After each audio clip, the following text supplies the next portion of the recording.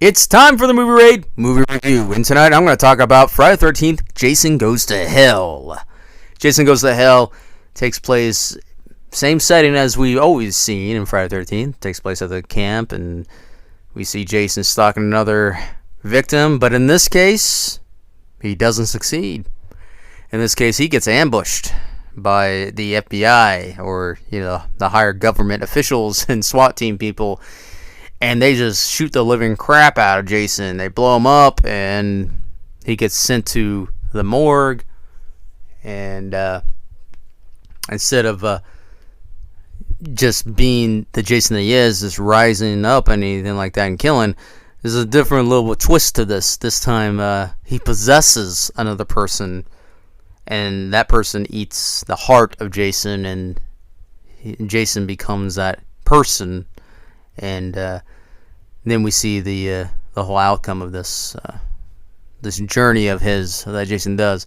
But it's a little bit of mythological in a way, meaning that we learn a little bit more of a background history of Jason in this time frame.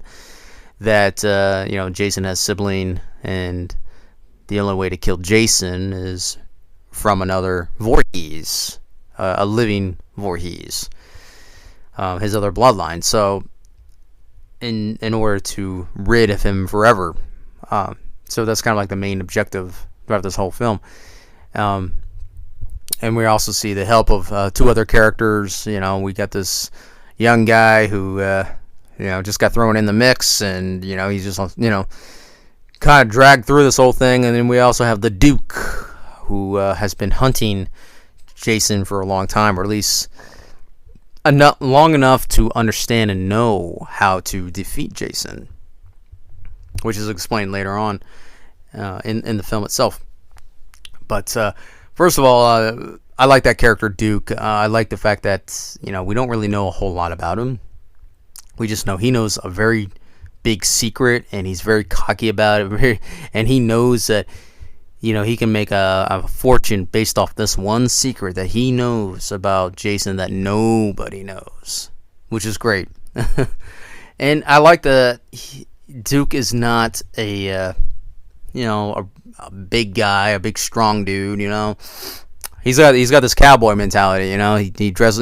This is exactly what he is. He's like this bounty hunter in a way, and. I think the characters involved in this film does a well job for what it is. I love the special effects. I want to talk about that real quick. The special effects, I think, does a great job. The makeup, the explosions, and how Jason is getting shot.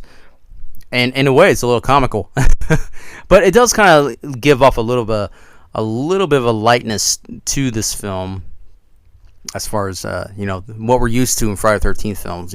Very dark, very gory to an aspect of things, but in this special effects for this you can tell where the money went. You can tell how it's spent, and I think it was spent wisely on it. As far as the look of Jason Voorhees goes, now I was like, why is Jason like bloated? like I'm assuming that he mutated even further based on his actions over the course of the years or whatever. Maybe he injected more energy, and it just kind of grew and grew and grew, and he kind of just ballooned up in a way. Because even his mask is like basically infused and sunk into his face, like to the point it will never come off. But I kind of had a thing about that, about how his look. I was like, it looks okay, I guess, but I overlooked that. But again, we see Jason doing his thing. However, this takes a little bit of a different look to Jason as far as his abilities go. We see him actually possess people. We don't see Jason Voorhees himself anymore.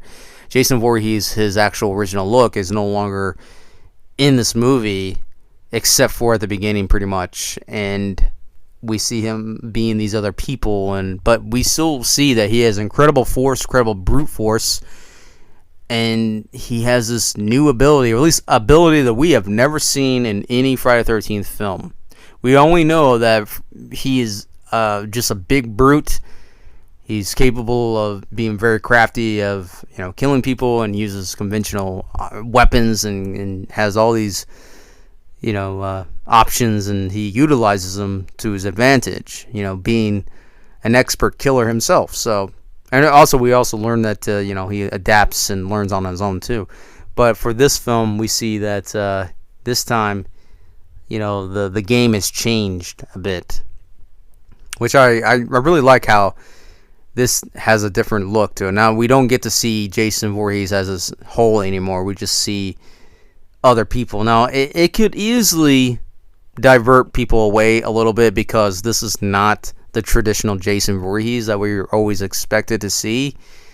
But people should be open-minded about this is different. This is something, a little bit of fresh air, like, okay, what if, But I actually enjoy the story. I enjoy that it's almost like a comic book version of this, in my opinion. It feels like a very, very much like a comic book, because you got one that is trying to rid Jason, but he doesn't know how, so he goes to somebody that knows how, but there's a price to pay in order to get it, get that secret. And it does stay close to the homage of Friday the 13th feel to it in a way. Definitely got some good action involved with it, but I feel that this film is definitely different, but I mean that in a positive way. Other people may not. If you're so close to the Friday the 13th franchise, as far as acceptance on something different, then you're probably not going to want to watch this movie, because this is a different Friday the 13th film. This has a different take on it, a different spin on it, and honestly, it was a gamble and a risk at the same time for this kind of film, for this kind of Jason Voorhees, because obviously we're so used to what we saw in the franchise themselves, so having to change it up a bit, it's kind of gutsy to doing that, to having to take these risks, to take Jason out of his normal elements and then kind of fuse something different with his element, but still kind of keeping his original element.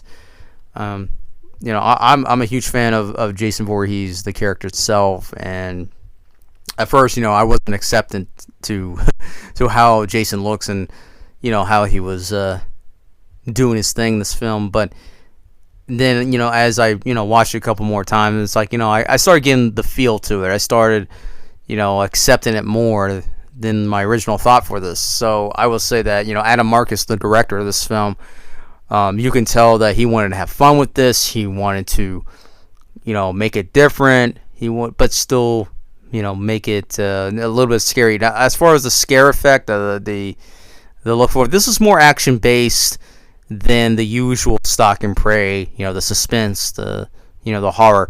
It does have some horror, but I don't consider it being the horror in that traditional sense. I think it kind of takes that element more away, but it definitely has the action and kind of that intensity between Jason being this new character of his own, and you kind of do see that him trying to learn a little bit, being into somebody else's body and kind of adapting to, and kind of just working his way with that. But I do find it very odd, the scene where Jason is shaving his victim's face. Like, I guess Jason does not like beards. He doesn't like mustaches or anything like that, so he shaves his character's face off before he kills him or before he possesses him. But I guess we can see that as a little homage to Friday the 13th 2. Because if you go back to Friday the 13th 2, we see that Jason, eventually unmasked. We see that he's got a big, kind of bushy beard and goatee, and he's kind of scraggly looking, hair. But for this case, we see Jason literally taking the minute to, shave the guy's face off. It's an awkward moment, in my opinion. It's probably like the most awkward moment in this whole movie. Like, why is he doing that? Why should he care? But obviously he does. So there's that. But if I were to give a ranking out of a 10 on this film, I'm definitely going to give it definitely an 8, because it has an original concept to it. It definitely feels like it could be a comic book, if not already. I haven't seen a comic book on this particular film, but if there is, then it succeeded being a comic book. But the effects, amazing. I love it. Love the explosions. Love the gore effects. I love the makeup, everything. Very cool. Very cool. And I love the ending. I'm not going to talk about the ending, but I will say the ending is awesome. I love the little cameo. And if you know what cameo I'm talking about, then very cool. I mean, it sets it up. Jason Goes to Hell, and I mean, just like the title says, that's not spoiling anything. But it's a good movie. Definitely something you need to watch next to Jason X. It's a fun movie. I'll say that.